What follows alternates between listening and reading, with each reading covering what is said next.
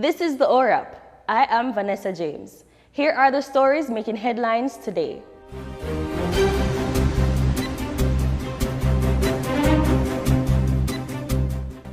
A 45-year-old male nursing assistant found guilty of fondling a 15-year-old patient at the Norwood Homes Hospital is to be sentenced in June.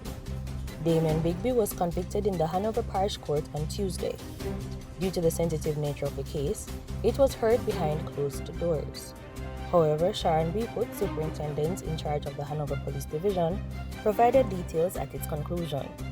The court was told that the teenager was admitted to the Hanover Hospital as she was struggling with depression brought on by sexual assault at the hands of a family member when she was 10 years old. A St. Elizabeth man has pleaded guilty to office breaking and larceny after he was captured on CCTV removing items from the Poor Sea Health Center in the parish last month.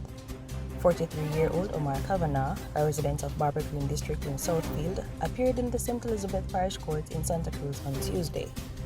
Police said Kavanagh was identified on surveillance footage breaking into the health center on April 8, where several items, including a wheelchair and a microwave, were stolen.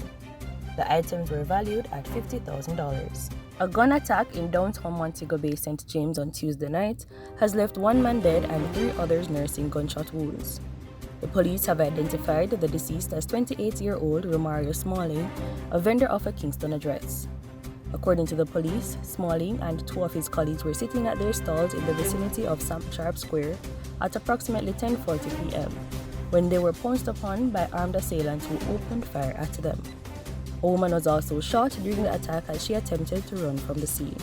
They were all taken to the Cornwall Regional Hospital, where Smalling was pronounced dead and the others admitted in serious condition. In sports, days after bagging 4 goals to help Manchester City to a 7-2 win over Brighton and Hove Albion FC, Jamaica's Khadija Bonishaw has been shortlisted for April's FA Women's Super League Player of the Month award. She has been named alongside fellow Manchester City teammates Caroline Weir. According to a news release from the team announcing the pair's nomination, both Shaw and Weir played key roles as City finished the month with a 100% record with 3 league wins and the FA Cup semi-final victory over West Ham United. And in international news, comedian Dave Chappelle was tackled during a performance at the Hollywood Bowl Tuesday night.